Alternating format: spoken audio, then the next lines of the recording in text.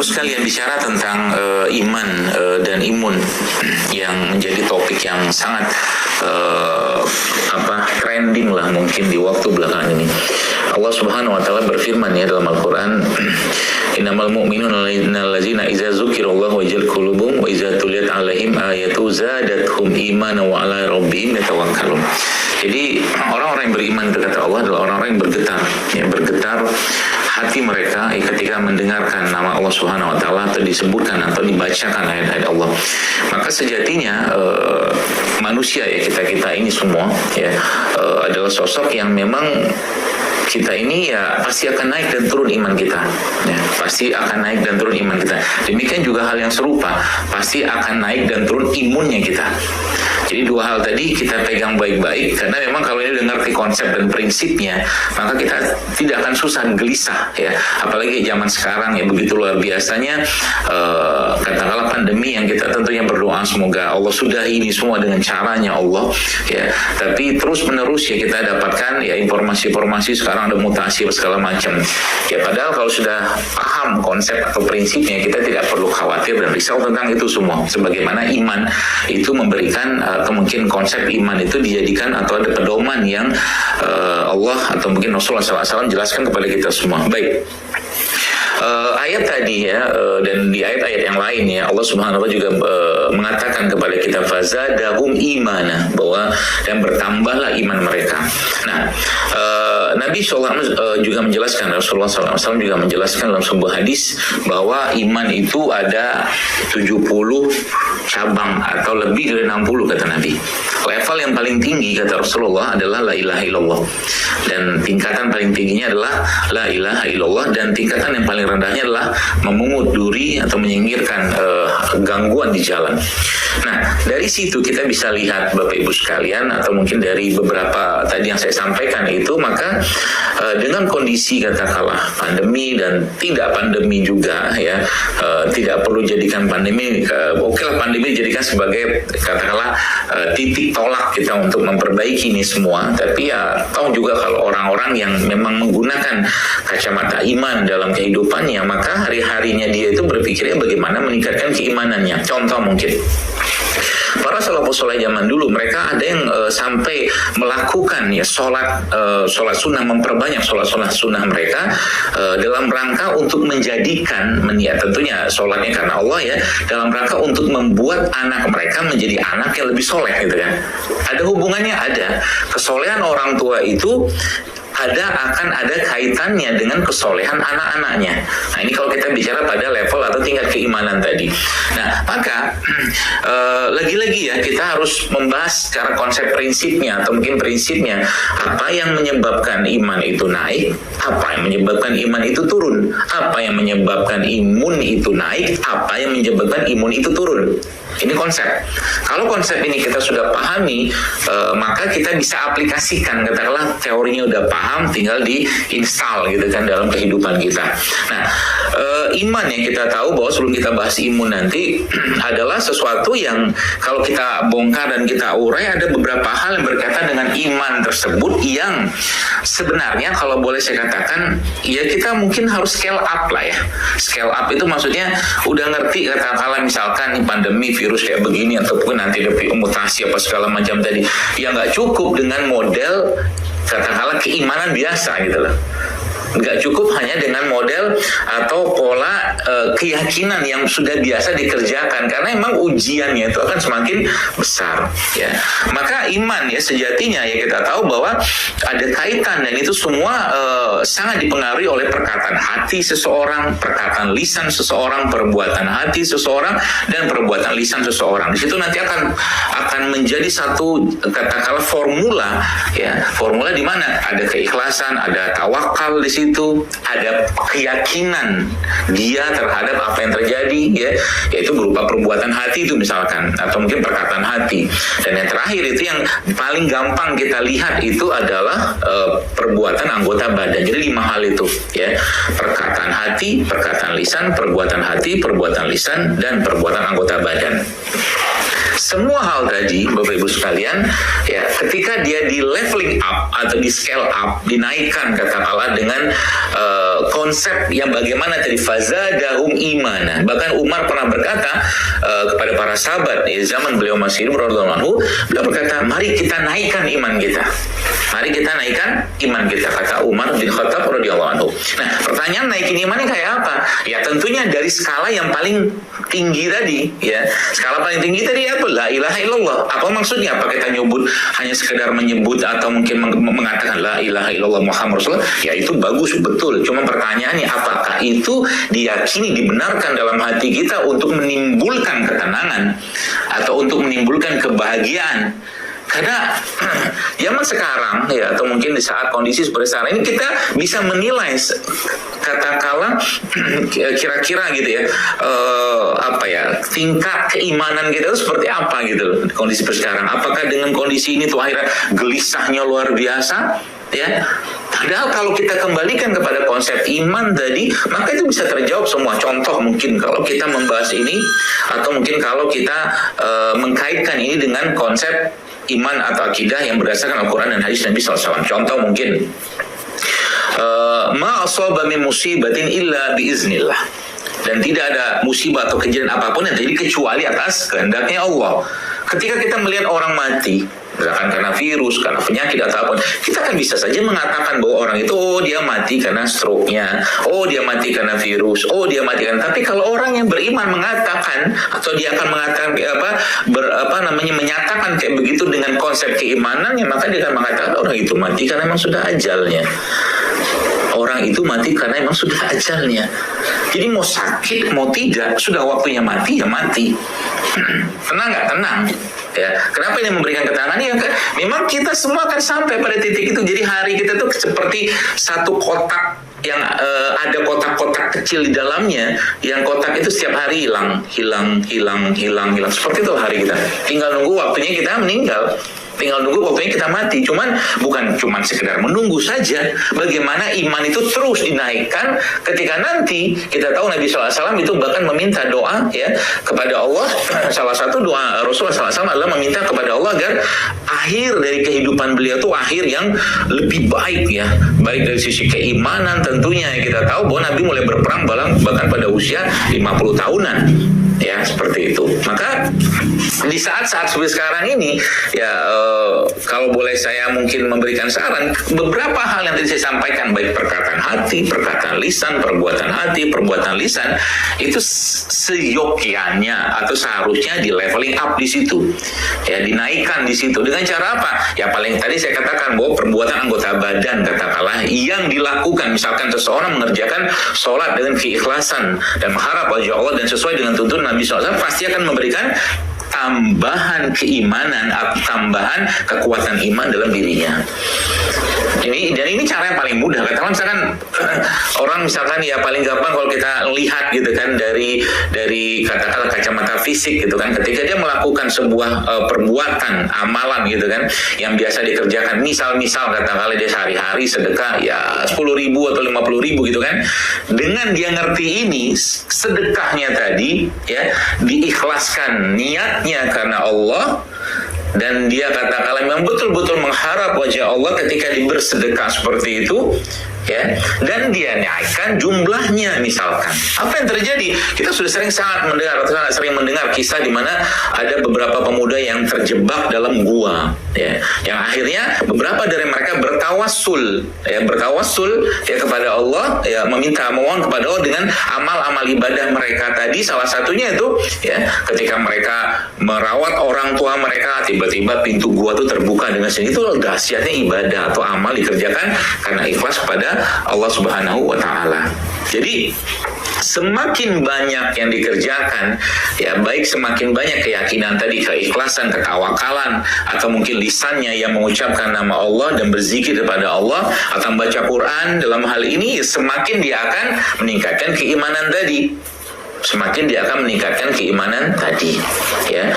Jadi konsep keimanan ini yang kalau kita sekarang mungkin dibikin semacam listnya, ya sudah berapa banyak perubahan dalam hal keikhlasan kita, tawakal kita, ya dalam keseharian kita, tentang rizki, tentang katakanlah keadaan kita dan keadaan ke depan segala macam, ya yang akhirnya nanti membuat kita tadi kan zadathum imana, ya, dan iman mereka tuh bertambah gitu kan. Allah tambahkan iman mereka dengan keyakinan mereka yang semakin ditambah dengan amal perbuatan mereka. Jadi kalau kayak sekarang misalkan ya orang yang sudah baca Quran, maka Ibnu Qayyim rahimahullah mengatakan bahwa carilah hatimu ya di 3 tempat, salah satunya ketika membaca Al-Quran, ya kata beliau begitu.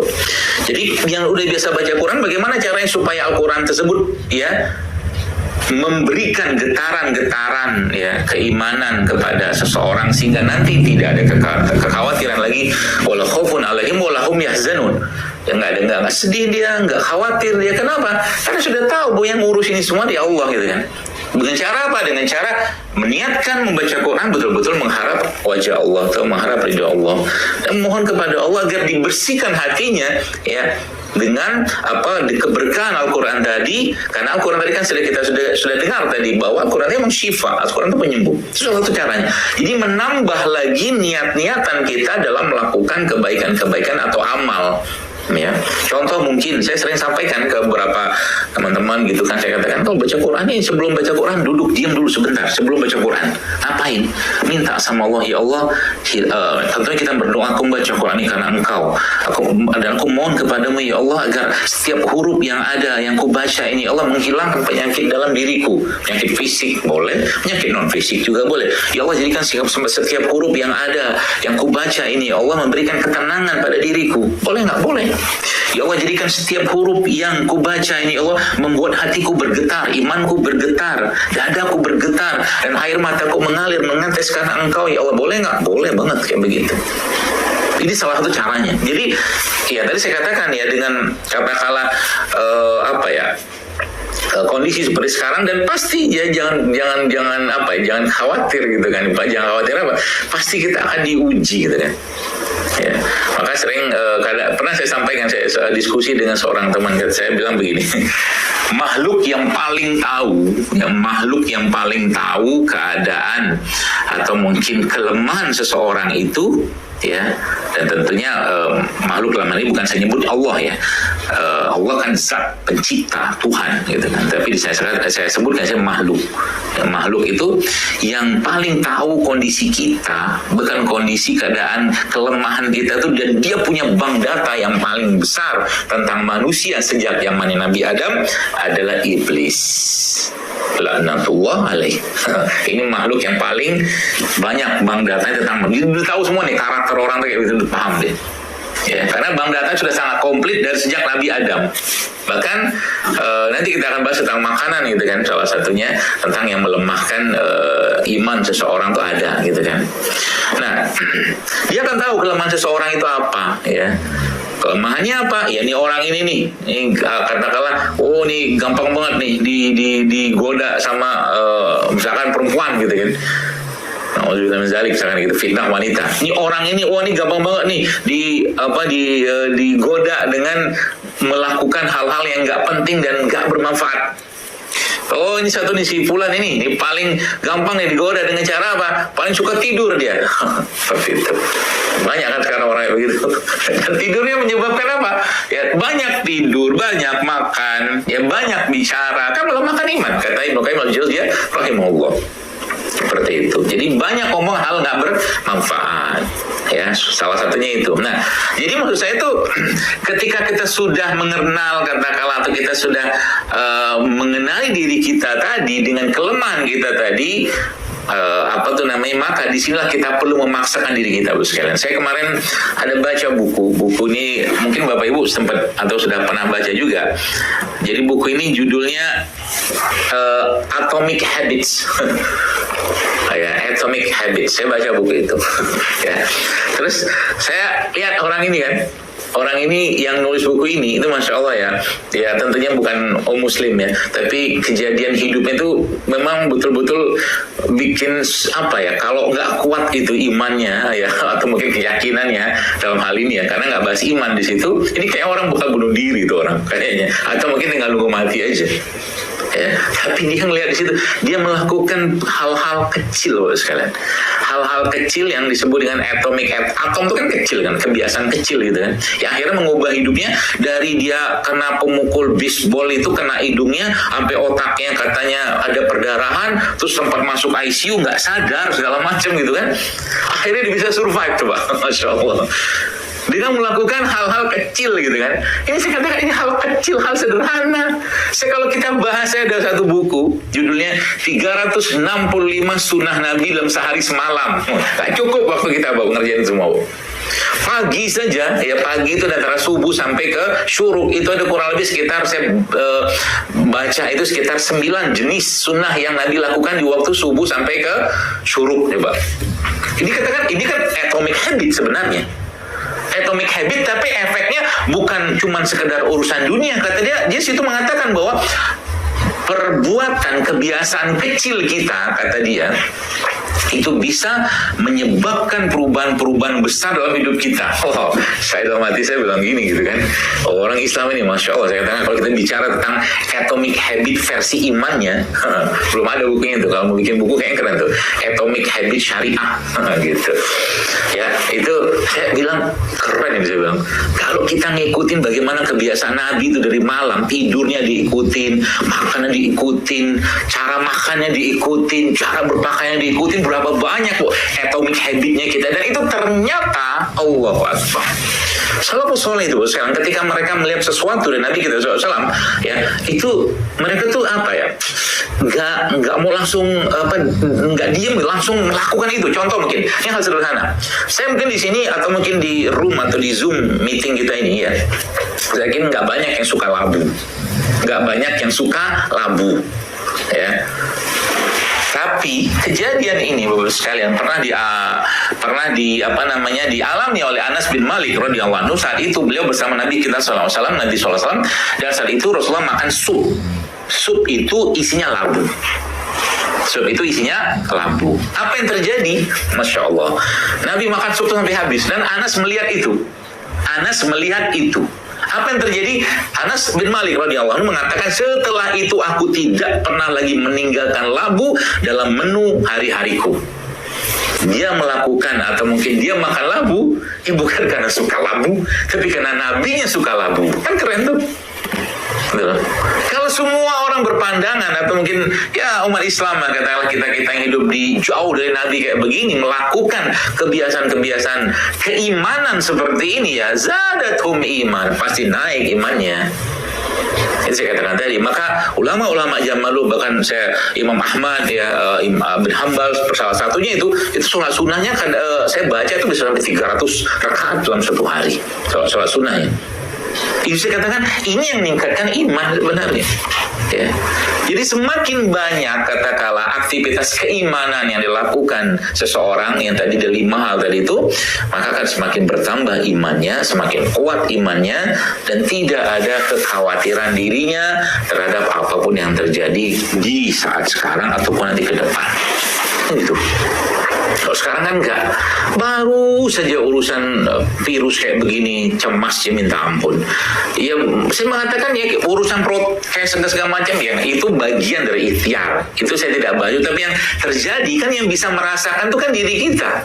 Yang bisa merasakan ini, aku ini cemas apa enggak, takut. Kan ada orang yang kadang tiap 7 hari sekali PCR gitu kan.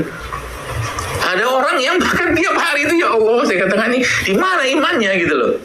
Seakan-akan ini sudah udah kiamat lah gitu loh. Dan banyak orang kayak begitu sekarang. Maka dijaga. Apa yang dijaga? Yang dilihat, yang didengar, dirasakan, dijaga dari yang membuat lemahnya iman tadi. Termasuk juga di sinilah kita harus tahu bahwa iman itu kan naik dan turun, kata para sahabat. Ya, artinya apa? Naiknya dengan ketaatan, turunnya dengan dosa. Jadi kalau ada orang sekarang banyak, misalkan zaman sekarang ini ya, banyak orang mengalami anxiety apa segala macam gitu kan, kecemasan segala macam. Saya tidak menuduh mereka berbuat dosa apapun, tapi itu kemungkinan besar ada kaitannya dengan hal-hal yang tidak Allah ridhoi dia kerjakan, karena dosa itu kata Rasulullah SAW akan membuat cemas dan gelisah seseorang. Itu.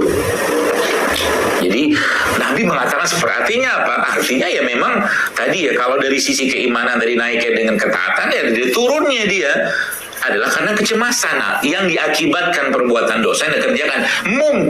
Mungkin ya dia tidak melakukan dosa-dosa yang jelas-jelas tampak katakanlah, dan karena dosa misalkan mencuri misalkan salah satunya. Tapi ini coba lihat dulu sekalian. Saya ada video beberapa waktu saya buat tentang bagaimana hati seseorang itu bisa bermasalah ya. Dan itu ngefeknya ke jantung ya, tepatnya ke jantung ya. Dan jantung itu yang diakibatkan oleh emosi. Jadi suatu hari, ini saya cerita sedikit, ada seorang ibu-ibu, dia konsul saya. Dia seorang ibu yang sedang hamil, dan sebelumnya sudah hamil, dan dia kena darah tinggi saat itu. Darah tinggi dalam kehamilan, eklamsi ya. Lalu saya ngerti bahwa ini jantung urusannya sama darah tinggi, pembuluh darah segala macam. Saya cuma tanya sama dia satu aja, Bu, saya bilang gitu sama dia kan, Ibu nggak percayaannya sama suami Ibu, curigaan ya, zon, dugaan macam-macam. Jawaban dia, dokter kok tahu? Dia bilang, ya itu imbasnya darah tingginya Ibu. Dia bilang gitu kan. Itu satu. Oke. Nah yang kedua, ada lagi nih, baru kemarin nih, ada seorang ibu-ibu lah hamil, dan hamil susahnya minta ampun ya. Subhanallah ya, saya katakan sama dia dengan satu kalimat ya, saya katakan perkuat tawakal ya, lebih besar daripada ikhtiar. Kalimat itu yang saya sampaikan sama dia, perbanyak tawakal ya daripada ikhtiar yang dikerjakan. Karena orang zaman sekarang ikhtiarnya itu kadang-kadang membuat dia lupa dengan tawakalnya. Itu kan bagi dari keimanan. Kata-kata itu diikutin benar-benar, subhanallah, akhirnya dia hamil ya. Nah tiba-tiba ngadu lagi sama saya, dia bilang, Dok, ini darah saya kental, dia bilang, dan harus suntik ini itu segala macam. Oh gitu, saya bilang, coba dengar kajian saya yang tentang ini nih, emosi yang paling terakhir, saya bilang, dengerin sama dia.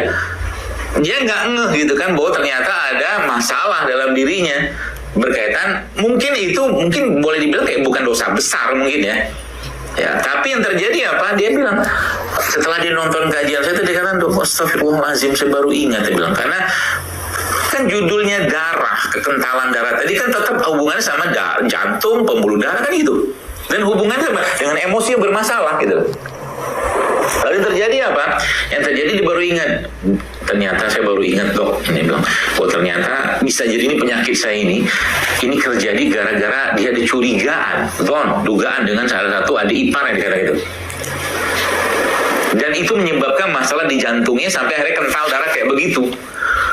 Nah, mungkin itu saya bilang, kenapa? Kalau secara kebiasaan ini, ibu ini saya tahu banget ya, beliau itu sangat menjaga makanan, bersih banget makanan, clean, sangat clean eating, nggak ada cerita makan yang tepung-tepungan digoreng gitu, nggak ada, bersih banget. Halnya postingan dia itu, dan itu memang dikerjakan tiap hari. Itu bagi dia itu masalah gitu kan, dan akhirnya menyebabkan jantungnya bermasalah dan kentalnya darah. Dugaannya kayak begitu, karena emang dari yang lain dari mana ceritanya? Ya sudah, saya bilang, maafkan dirimu dan maafkan dirinya, saya katakan gitu. Nah, di kayak begini misalnya, jadi sesuatu yang mungkin kita bukan bicara pada level mungkin maaf mencuri, berzina, membunuh, bukan, tapi pada level yang lebih atomik lagi, katakanlah level hati atau perasaan atau emosi yang mengganggu, yang diakibatkan oleh sesuatu ya yang kaitannya sama orang lain gitu kan, salah satunya ya, dan itu jadi dosa dan bikin apa? Bikin apa tuh namanya, cemas, bikin nggak tenang. Makanya kan kalau kita lihat dalam Al-Quran, dalam surat Al-Fat itu Allah berfirman, "Auzubillahi wallazi anzala sakinata fi qulubil mu'minin." Anzala sakinah. Ketenangan itu bukan didapat, tapi ketenangan itu diberikan. Allah yang anugerahi ketenangan itu kepada orang hamba yang dia kehendaki dengan iman yang benar. Ya, seperti itu. Jadi jangan berharap ikhtiar yang kita lakukan itu bisa memberikan ketenangan, tentu tidak. Karena ketenangan itu boleh dibilang itu satu output hasil dari keikhlasan dan ketaatan dia dalam bentuk amal-amal ibadah, baik amal hati, amal lisan, ataupun amal perbuatan. Ini bahasan iman. Wih, sampai jam 9. Kita sampai jam berapa, Pak Moderator? Jam 9. Udah dikit lagi. Saya terlalu semangat ini. Baik, pembahasan imam saya kira mungkin sudah saya close dulu. Nah, sekarang kita masuk ke pembahasan tentang imunnya, ya. Nah, berkaitan dengan imun ini, bos sekalian, sama juga kayak iman, ya. Imun itu bisa lemah, bisa naik, ya. Kalau iman itu kan naik turun, imun juga bisa naik turun. Apa yang menyebabkan lemahnya imun? Semua yang tidak sesuai, tidak cocok, yang tubuh itu akhirnya memerlukan effort ekstra untuk mengolahnya. Ya, seperti apa? Ya paling gampang adalah semua makanan-makanan yang diolah, ya, dikemas ya dengan menggunakan atau mungkin dengan berbagai macam pengolahan. Kalau sekarang paling itunya tuh paling tren itu namanya ultra processed food, salah satunya. Ya. Jadi kalau di Amerika itu malah lucu gitu kan, di sana setelah orang pandemi kayak begini itu yang sudah vaksin ya, yang udah vaksin itu bisa mendapatkan donat gratis. Saya ketawa aja di Amerika begitu.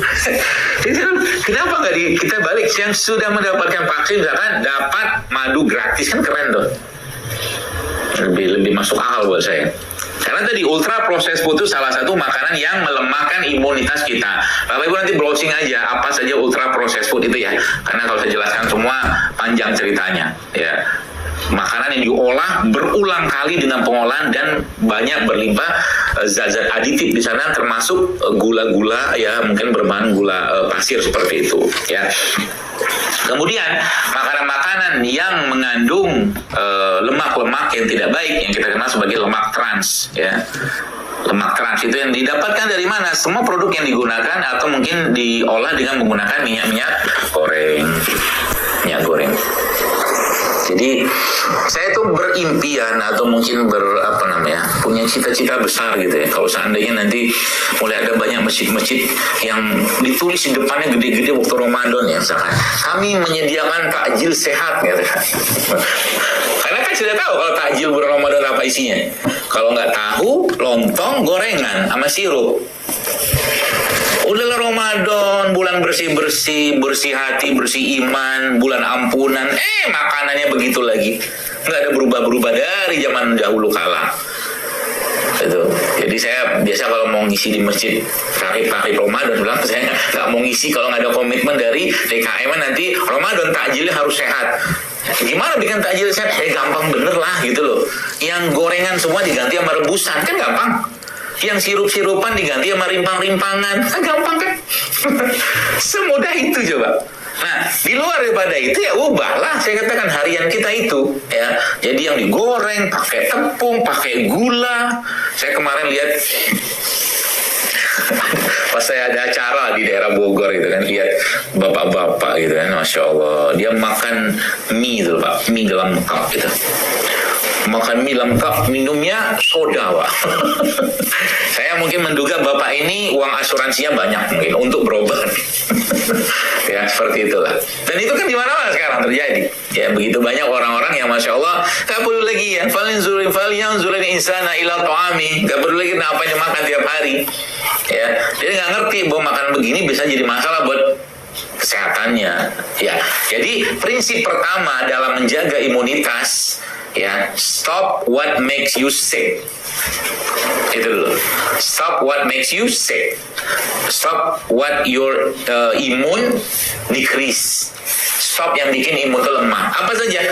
Banyak. Tadi sudah saya jelaskan beberapa itu. Oke? Ya, gula silat, tepung segala macam standar lah ya begitu ya. Nah, sekarang kita akan bicara terus bagaimana apa yang bisa meningkatkan imunitas tubuh kita. Ya, apakah dalam hal ini katakanlah misalkan ya kita bisa belajar dari Al-Quran? Jelas bisa. Al-Quran tuh ngomong sesuatu yang penting-penting. Al-Quran nggak ngomong cara bikin sayur asem, cara bikin katakanlah soto, tapi Al-Quran bicara yang penting, gitu kan? Contoh yang penting apa? Auzubillahi minasyaitonir rajim wasyamsi wa duhaha. Karena kan lagi heboh-heboh tuh vitamin D matahari. Allah udah ngomong belum tentang itu? Sudah. Wasyamsi wa duhaha, dan demi matahari dan cahaya di pagi hari. Itu waktu berjemur kan cahaya matahari gitu kan. Dan sekarang ternyata matahari naik daun gitu kan. Yang dulunya orang nggak banyak berjemur, sekarang berjemur. Buka baju lah apa segala macam bapak-bapak gitu kan. Berjemurlah dia. Dalam Al-Quran sudah menjelaskan tentang itu. Wasyamsi wa duhaha, cahaya matahari di pagi hari. Suruh ngelihat matahari. Karena banyak orang nggak ngelihat matahari. Ya semoga bapak-bapak yang kerja di BPKH atau ibu-ibu ini sempat melihat matahari ya, karena perlu melihat matahari. Matahari itu perlu dilihat, bukan supermarketnya, tapi matahari beneran. Karena apa? Karena ketika melihat matahari, terutama di pagi hari ya, itu akan terjadi perubahan sikardian ritmenya kita dari parasimpatik berubah menjadi simpatik. Disuruh melihat matahari, makanya pagi-pagi dibuka tuh jendela, terutama waktu-waktu yang sudah mulai matahari terbit, supaya apa? Berubah sistem dalam tubuh kita. Ya seperti itu. Ya. Nah, matahari ini hal yang meningkat. Jadi bagaimana caranya? Berjemur lah gitu kan. Berjemur ya, vitamin D segala macam kita sudah tahu gitu kan, dan bahan-bahan pembentuk vitamin D-nya atau mungkin yang kita bisa asup misalkan bisa kita berikan juga pada tubuh kita. Seperti apa contohnya? Jamur-jamuran itu kan mengandung vitamin D, salah satu contohnya. Kemudian yang kedua, gerak. Don't stop moving, jangan berhenti bergerak. If you stop moving, you die. Ya, jangan berhenti bergerak. Kalau kita tidak bergerak, makanya bagi Anda yang kerja ya di kantor atau dimanapun ya, kalau bisa mah exercise lah. Apa kayak exercise-nya gitu kan? Sekarang tuh di handphone tuh tinggal pakai di Apple Store atau Google Store itu kan ketik 7-minute workout, banyak banget tuh bergerak.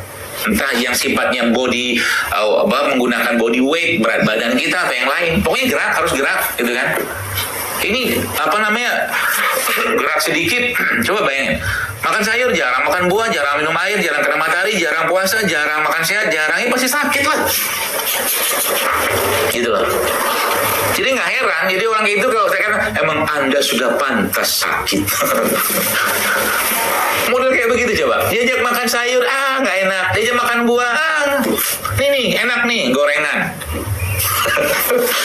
Ya saya ini nih mengajak ya, tadi saya katakan yuk kita naikkan skala kita dalam atau level kita dalam urusan makanan sedikit lah. Jepang itu salah satu negara dengan the lowest obesity rate in the world. Kenapa bisa kayak begitu? Kalau saya lihat ya, salah satu kedahsyatan ya Jepang ya dalam hal ini ya, itu adalah dia mempraktekkan salah satu ya, mungkin mereka nggak paham gitu kan, mempraktekkan salah satu ayat dalam Al-Quran itu lahman torian. Apa tuh lahman torian? Ikan yang segar. Coba Indonesia kurang ikan apa kita? Tapi tadi lagi-lagi gitu kan, di sana makan ikannya nggak pakai minyak, kita pakai minyak. Itu dia. Karena kan bikinnya sushi apa segala, bisa nggak kita bikin katakanlah makan ikan tanpa minyak? Oh bisa, banyak kok. Bikin sup boleh, bikin pepes boleh, dibakar boleh, katakanlah dipanggang kan bisa tuh.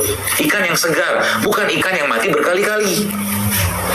Kan ada tuh ikan mati berkali-kali dari laut, bekuin, hidup lagi, dia bukan hidup lagi, tapi kisah Nabi Musa itu yang ikannya hidup kembali itu, ya mati. Jadi nggak ada ini mati-matinya ikannya gitu loh, nggak ada lagi lahman toriannya, ya seperti itu. Itu ya. Kemudian apalagi? Oh banyak Pak Bu. Yang tadi kedua ya, gerak. Apakah ada perintah dari Allah tentang bergerak? Ada. Disuruh menyebar, bertebarlah kalian muka, itu bergerak semua itu. Ya, dan dalam ayat yang lain atau mungkin hadis Nabi SAW menjelaskan bahwa mukmin yang kuat kata Rasulullah itu lebih dicintai Allah daripada mukmin yang lemah. Gitu ya. Nah, yang ketiga adalah air. Ya, 3 poin ya. Cara meningkatkan imunitas ya, air. Jadi beneran minum air. Minum air. Ya. Air apa? Bukan air berwarna, tapi air yang putih, air yang mineral, mengandung mineral, ya, seperti itu. Nah, yang keempat, ya, real food. Apa itu? Ini bukan merek. Real food yang saya sebut ini bukan merek, tapi real food di sini adalah contohnya begini. Jadi kalau mungkin saya gini aja biar gampang Bapak Ibu sekalian yang saya tanya ya, nggak usah jawab juga lah, karena terlalu banyak nanti akan jawab. Contoh mungkin begini, kalau saya ambil jeruk, 1 buah jeruk gitu kan, dengan saya ambil jeruk yang sudah dibuat jus dalam kemasan, dikasih nutrition fact atau fakta nutrisinya dan segala macam labelisasi pada jeruk tadi. Nah sekarang saya tanya, yang real food, yang jeruk atau yang ini? Semua udah tahu jawabannya kan? Ya. Nah semakin banyak yang ini Anda makan, Bapak sekalian, real food ini semakin sehat Anda. Itu aja prinsipnya. Semakin banyak real food yang Anda makan, semakin sehat dan semakin berkualitas sel-sel dalam tubuh kita. Ya.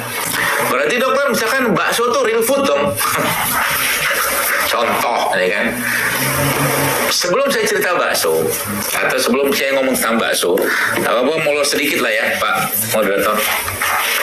Biar selesai nih pembahasannya. Kalau pas dulu ya kajian masih offline ya, masih banyak. Sekarang juga saya belum offline. Itu wanita-wanita atau muslimah-muslimah bertanya kepada saya pada saat kajian dengan kertas gitu kan, dan tanya tentang masalah menstruasi mereka, ya terlambat, sakit, nyeri apa segala macam, darahnya banyak, kemudian ada tumor, apa kista, apa PCO segala macam. Itu pertanyaan saya cuma satu pada mereka, ibu hobi makan tepung ya? Jawabannya iya. Sampai sini paham ya? Itu semua ibarat kata mah kalau di rata-ratain semua tuh punya kebiasaan yang sama. Saya tuh nggak banyak makan kok dok, gitu kan. Saya nggak makan nasi tuh gitu kan. Tapi dia bisa makan mie ayam, bakso, kan tepung semua gitu loh. Paham ya? Dan laki-lakinya juga makan. Laki-lakinya juga makan. Apa yang terjadi kalau laki-laki makan produk-produk seperti itu yang menyebabkan lemahnya imunnya? Kelaki-lakiannya berkurang. Bukan bicara kelaki-lakian yang urusannya sama atas ranjang, itu udah di depan sana, kita nggak usah bahas yang di awalnya dulu. Ar-rijalu qawwamuna 'alan nisa. Apa itu? Nggak ada leadershipnya, nggak ada tegas-tegasnya, nggak ada katakanlah apa ya, sosok yang berwibawa gitu kan. Ketika laki-laki kekurangan testosteron, maka estrogen atau lemak yang ada pada tubuhnya itu akan di-convert menjadi estrogen, maka akan jadi laki-laki yang lebay. Lebay dalam sisi emosi ya. Makanya bagi bapak-bapak nih, saya tantangin kalau bisa mah lemak-lemaknya diturunin. Lemak-lemaknya diturunin biar jadi testosteron gitu kan. Jadi benar-benar jadi pemimpin gitu loh. Ini apa-apa ke istri, apa-apa ke istri. Apa dia cerita laki-laki kayak begitu? Ya. Bahkan kadang-kadang semua gaji, saya kemarin ada teman gitu kan, dok, saya ngobrol panjang lebar gitu kan, terus dia bilang, itu dok, gaji saya sebulan saya kasih semua sama istri, bentuk kasih sayang saya pak, bentuk kasih sayang saya sama istri. Saya bilang, goblok semua. Mana ada ceritanya begitu? Laki-laki itu pemimpin, gitu kan. Istri berapa keperluan sebulan kasih sama dia, gajinya pengen. Jadi jangan sampai dia kasih WA sama istrinya, dia di WA, mah tolong kirim pulsa. Aduh, nggak lucu gitu loh, nggak ada izahnya sebagai laki-laki ya. Dan itu sebenarnya kita lihat, itu dimulai dari kapan? Dimulai sejak kita menikah, termasuk saya dulu. Kalau nikah laki-laki sama perempuan, yang paling sibuk tuh keluarga perempuan apa keluarga laki-laki? Perempuan kan. Padahal kalau memulai leadership dari pernikahan, ketika laki-laki mau menikah ya anak orang, ngambil anak orang dinikahi secara resmi gitu kan, kasih tahu sama keluarganya, mak sama masih calon istri itu, kamu anteng-anteng aja di rumah, aku yang urus semua. Pokoknya kamu tinggal akad saja. Oh, kan keren tuh laki-laki kayak begitu. Itu leadership kan naik, Pak. Kan jarang ada sekarang orang pernikahan kayak begitu. Yang sibuk mah keluarga perempuan, laki-laki cuma ngunduh mantu tok gitu. Ya, seperti itulah. Kita nggak bahas itu, nanti kapan-kapan kita bahas. Lanjut ya. Tadi apa, real food? Ya, real food. Makanan asli. Jadi semakin banyak makanan yang Anda kupas, bukan yang dikemas, semakin sehat Anda. Prinsipnya itu, ya. Jadi mulai hari ini perbanyak makanan-makanan asli, gitu kan. Buah, sayur, apa segala macam, ya, kurma, madu, ya, apa produk-produk herbal lain segala macam itu kan. Pokoknya perbanyak itu. Dokter boleh nggak cheating? Boleh, tapi 20% saja. Ya, 20% saja. Jangan kebalikannya. Ya, karena ada orang yang malah justru 80% yang fake food, kalau kita nyebutnya fake food, ya, seperti itu. Nah, yang ke berapa tadi? Keempat itu yang ini ada kelima terakhir. Nah, ini sebenarnya bahan bangunannya, bukan bahan tentara atau tukang bangunannya, ya, tukang atau pekerjanya yang disebut dengan probiotik. Jadi misalkan begini, Anda bayangkan ada rumah yang mau dibangun, dibelilah bahan-bahannya, semen, batu, kerikil, segala macam gitu kan, kusen apa segala macam, tapi yang bangunnya nggak ada, ya, yang bangunnya nggak ada, pekerjanya nggak ada. Nah, pekerja dalam tubuh kita itu dikenal sebagai probiotik atau bakteri-bakteri baik yang mereka sebagian besar itu berdomisili di pencernaan, dan memang 80% dominasi dari sistem imun kita itu dibentuk sel-sel imun itu di pencernaan oleh si bakteri tadi kalau seandainya bahan bakunya tepat. Paham sampai sini ya? Semakin banyak real foodnya, semakin bagus kerja si bakteri-bakteri tadi yang sudah defaultnya dalam tubuh kita itu ada. Ya, makanya saya pribadi sebenarnya kalau jangan terlalu sering saya sampaikan itu kan, boleh kita pakai cairan antiseptik boleh, tapi jangan terlalu sering gitu loh pakai itu. Coba cari pilihan lebih natural, bisa nggak? Bisa. Contohnya apa? Bisa pakai air jeruk nipis gitu kan, atau cairan cuka gitu kan, atau probiotik, kasih air, kasih madu buat semprot-semprot juga bisa. Di luar daripada yang antiseptik. Kenapa antiseptik? Karena di sini kan ada bakteri, gitu loh. Kecuali memang membutuhkan steril yang luar biasa, ya, sehingga yang biasa dipakai di kamar operasi, gitu ya. Jadi itu probiotik, bakteri-bakteri baik. Ya, di zaman Nabi atau kan apakah cairan probiotik itu katakan disebutkan dalam Al-Quran? Ada.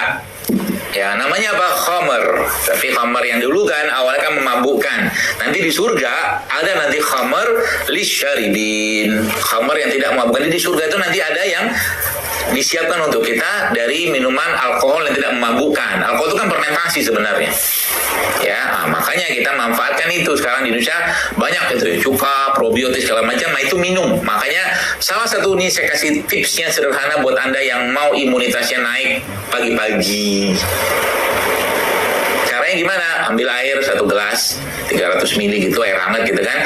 Masukin madu situ, masukin garam sedikit, garam mineral sedikit situ, lalu masukin cuka, ya, cuka apel boleh, cuka madu boleh, cuka apapun gitu kan yang halal.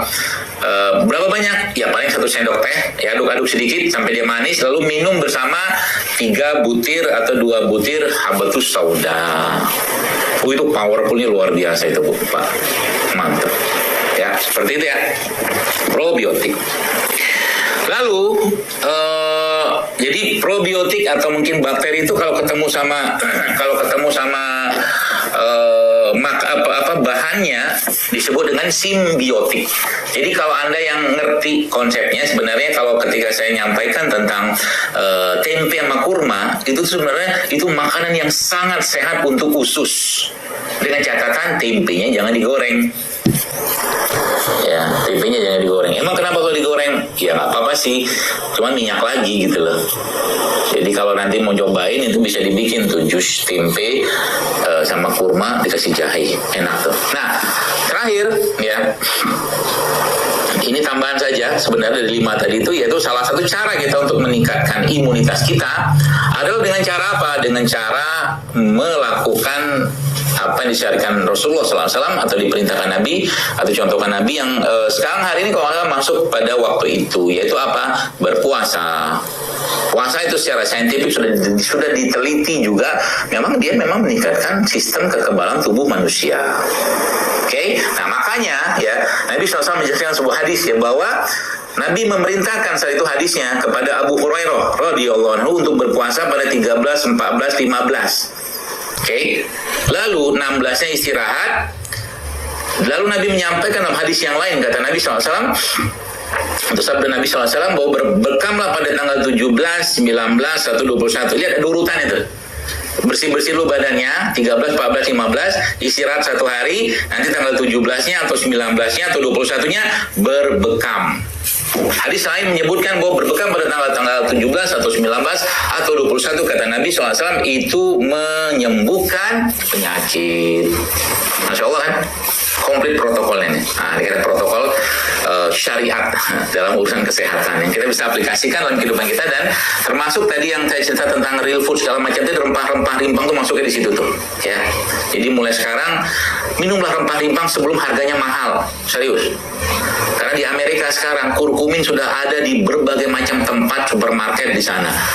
Orang sana udah aware dengan itu, jangan sampai nanti ya kita mau minum kunir asam 1 gelas 10.000, ya sudah sih sekarang. Seperti itulah ya. Jadi hati-hati dengan badan, dan salah satu niat yang paling baik yang kita bisa instalasi dalam benak pikiran kita adalah dengan cara meniatkan, ya Allah, mudahkan aku untuk hidup sehat, mudahkan aku untuk makan sehat, minum sehat, untuk aku bisa mengembalikan jasadku ini kepadamu dalam keadaan yang baik tanpa penyakit sebagaimana dulu Engkau menciptakanku. Wallahu a'lam bishawab. Saya kembalikan lagi. Assalamualaikum warahmatullahi wabarakatuh.